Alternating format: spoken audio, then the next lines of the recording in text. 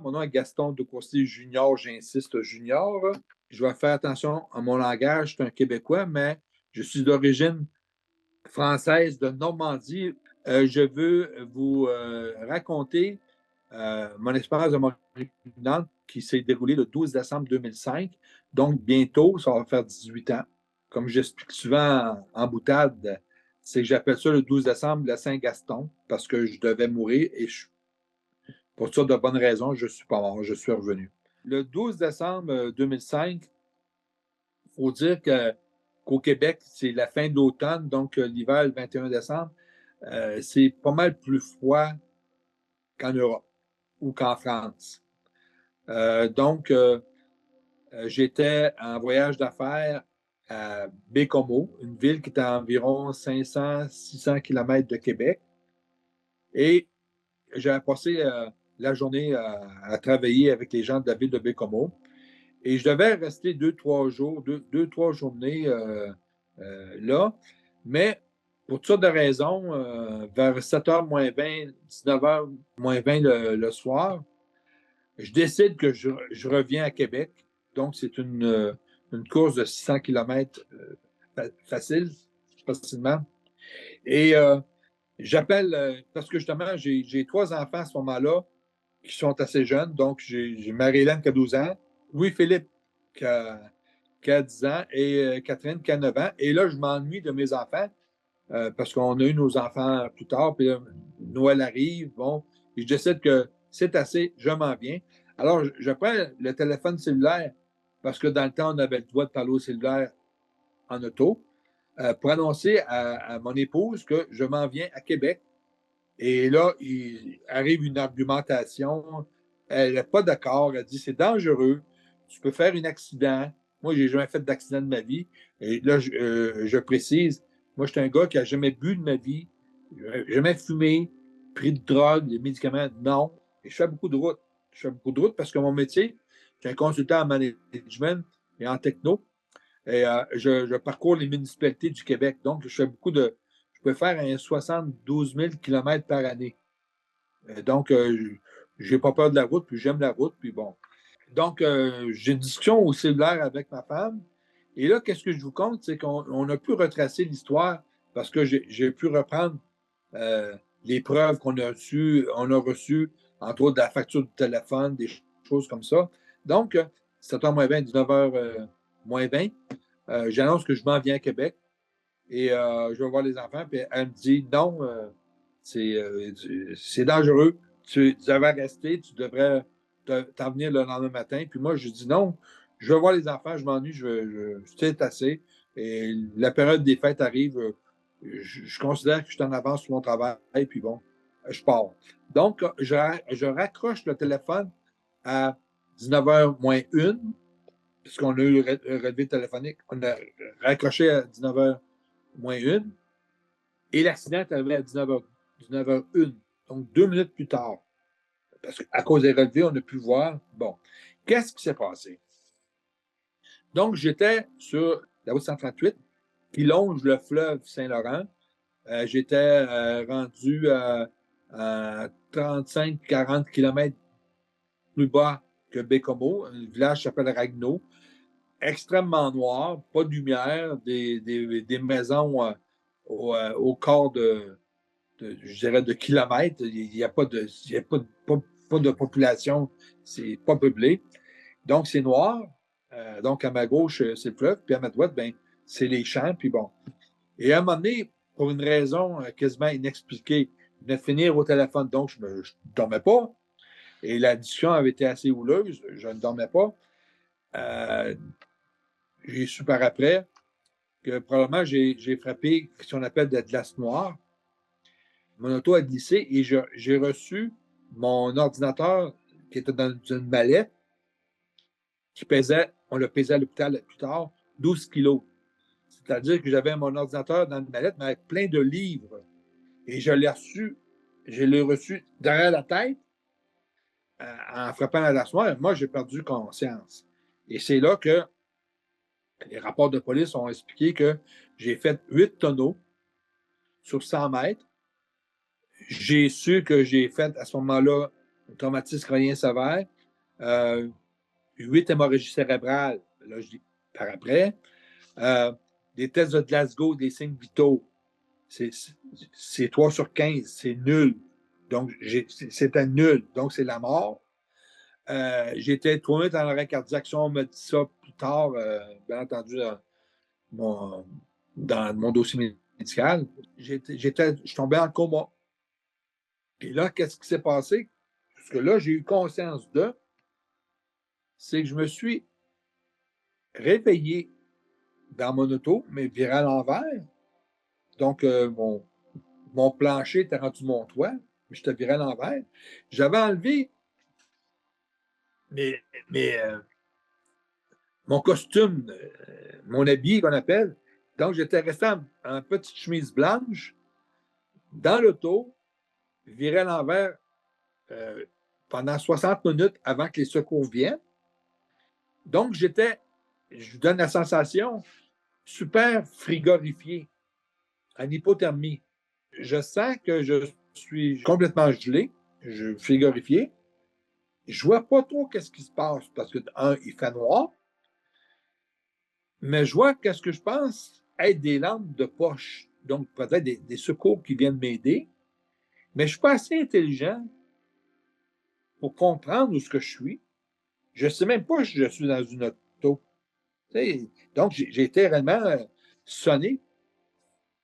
Et, comme je vous dis, je suis pris, viré à l'envers, mais pris avec ma ceinture de sécurité. Et la chose que je ne comprends pas, c'est que je ne vois pas, mais c'est clair, je l'ai su plus tard, c'est que j'avais un toit ouvrant, j'avais enlevé le feutre, et le toit ouvrant m'a cassé dans la tête. Donc, ça, je ne sais pas, mais je suis plein de vide dans la tête et je suis plein de sang dans le visage. Donc, je ne vois pas ce qui se passe. Mais je suis pas assez intelligent pour comprendre ça. Je ne sais même pas ce que je suis. Je ne sais même pas que je suis dans un auto. Donc, il y a beaucoup au niveau de la difficulté qui ont été. Bon, je sais juste que, hey, là, ça ne va pas bien. Donc, je n'ai pas une grosse capacité d'analyse. Et je vois des lampes de poche, mais je ne comprends pas ce qui se passe. Et à un moment donné, je me dis, OK, bon, ben là, ça va mal. Je pense qu'il faut que je m'en tire. Naturellement, je suis un gars qui est fort.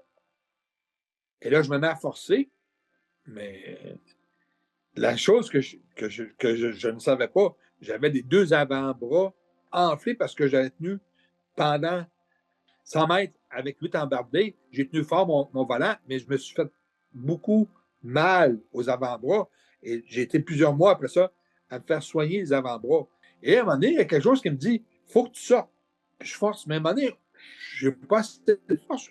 Je tombe quasiment comme pas sans connaissance. Je suis encore, je comprends, ça va mal, mais je suis faible.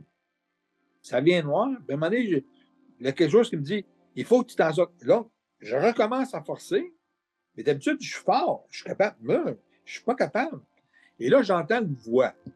Là, c'est dur lorsqu'on parle de l'expérience de mort imminente. On n'a pas le vocabulaire pour traduire comme il faut. Donc, je vais mon possible. Et ça, qu'est-ce que je dis là? C'est qu'est-ce que je ressens.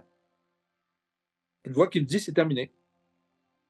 Et là, je me dis, mais là, je commence à comprendre, je vais mourir. Et là, je me dis, OK,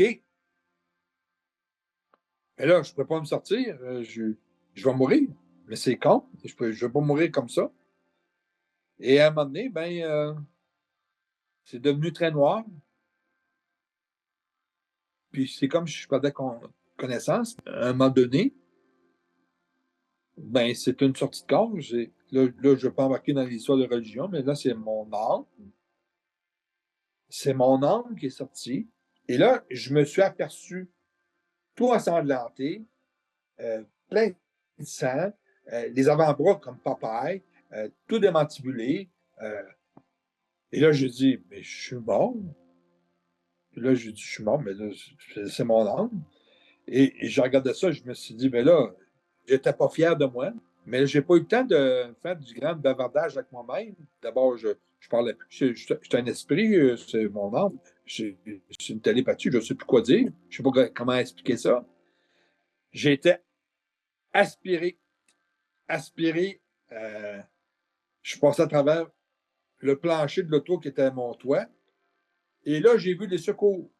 J'ai vu les gens qui s'activaient autour de mon auto.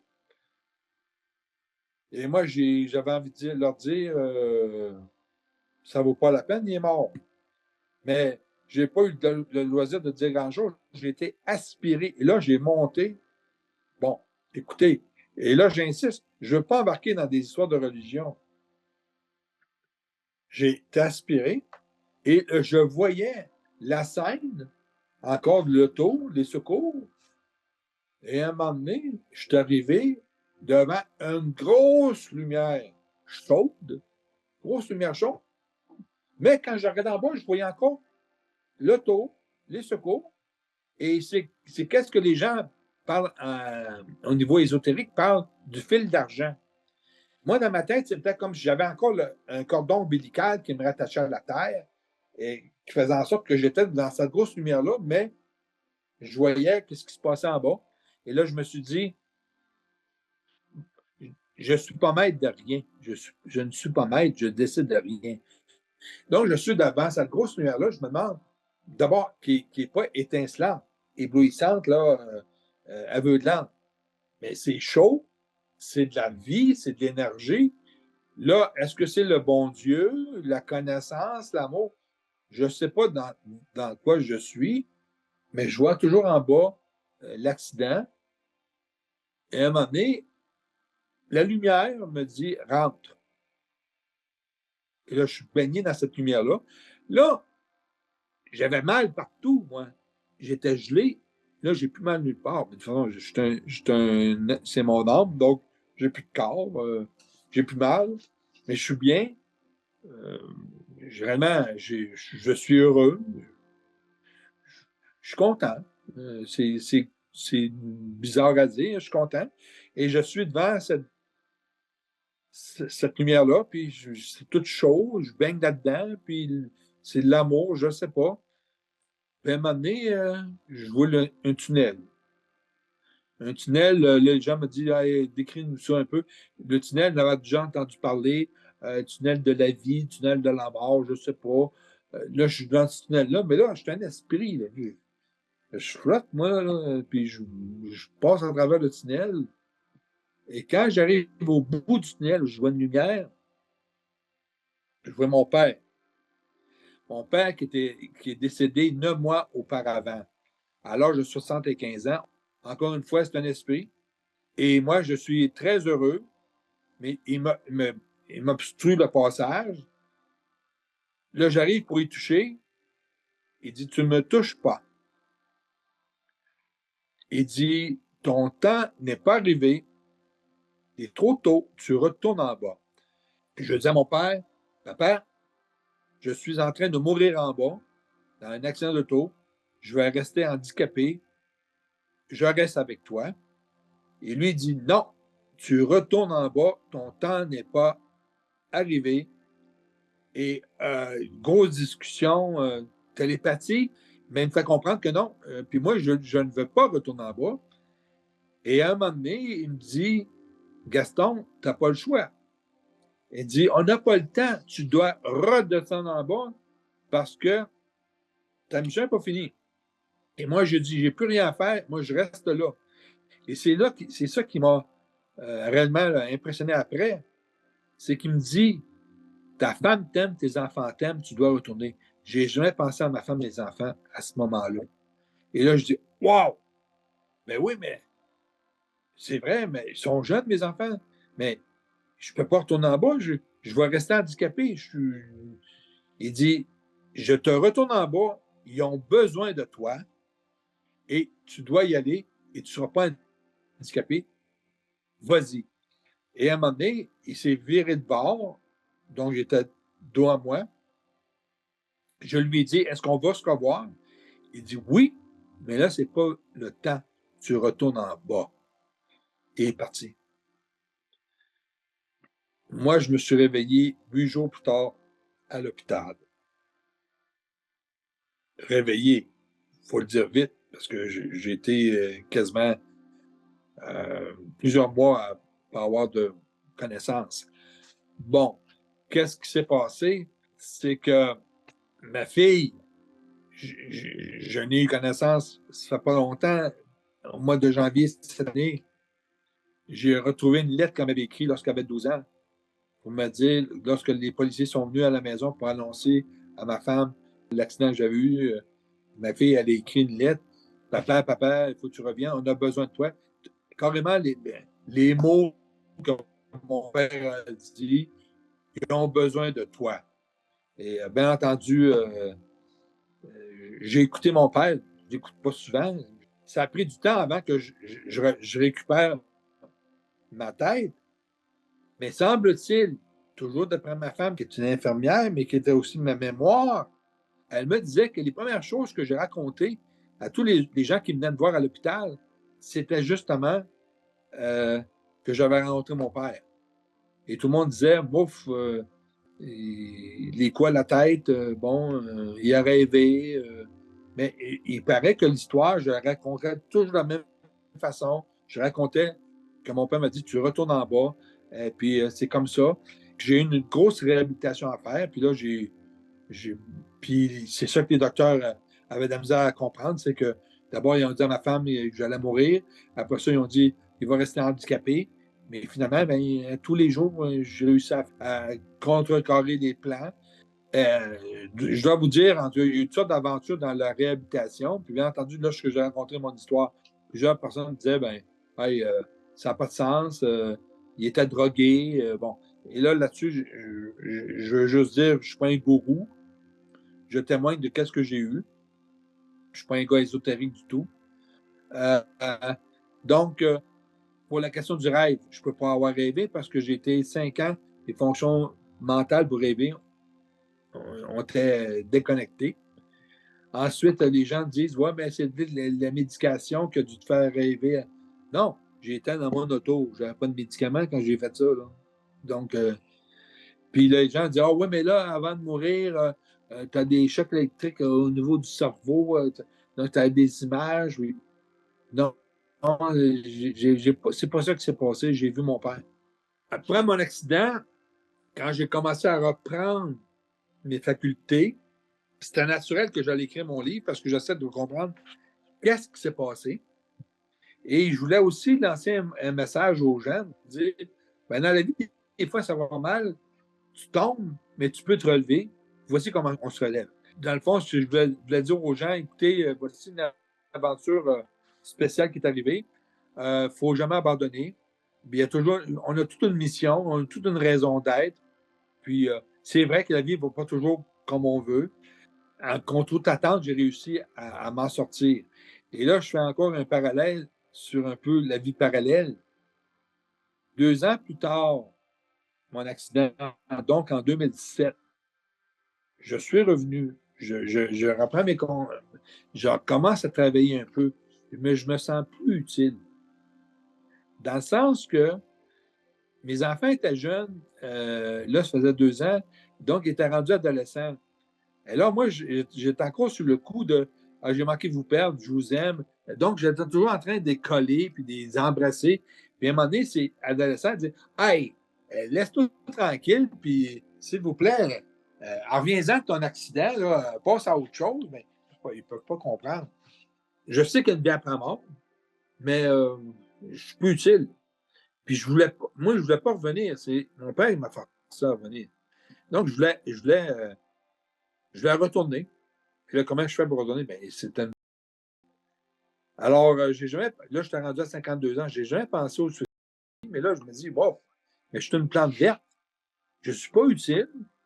Puis bon, là, je colle mes enfants, puis ils ne veulent pas que j'école. Puis, fait que finalement, tu n'es plus aussi avec une espèce de.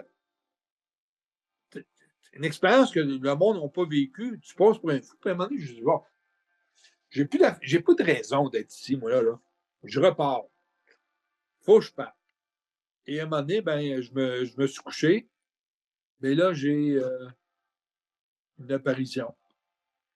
Et mon père, il me dit non, tu restes là, tu t'occupes de tes enfants, tu ne pars pas dessus. Appelle ta femme. Parti.